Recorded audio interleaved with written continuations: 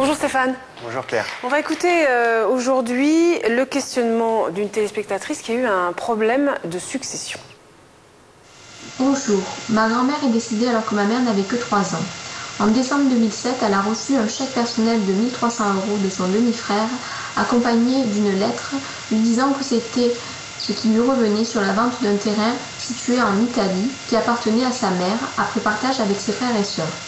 Elle n'a pas assisté à la vente ni fait aucune procuration et n'était au courant de rien. Elle n'a pas encaissé ce chèque puisqu'elle n'a aucun papier officiel. Plusieurs démarches ont été faites auprès du consulat italien, etc., mais sans réponse depuis.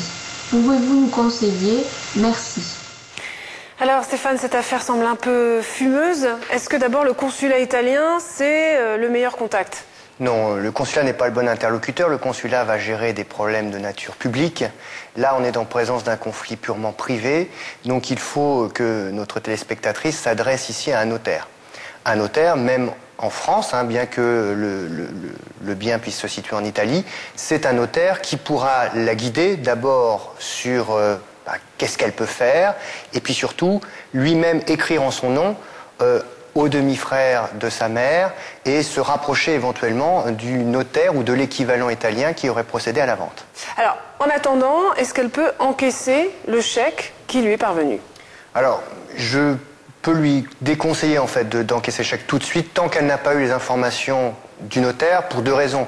D'abord, pour éviter qu'on puisse la considérer comme acceptante de la succession, si jamais elle veut contester par la suite. Tout s'éclaircisse. Voilà, tout s'éclaircisse, et puis surtout si elle craint éventuellement un problème de nature fiscale, parce que selon la somme en jeu, il pourrait éventuellement y avoir des droits de succession à payer. Donc il vaut mieux y voir un peu plus clair sur l'ensemble de la succession avant d'encaisser. S'il y a résistance, forcément ça ira au contentieux. Comme on risque d'avoir un élément international, ça peut être effectivement assez long, coûteux.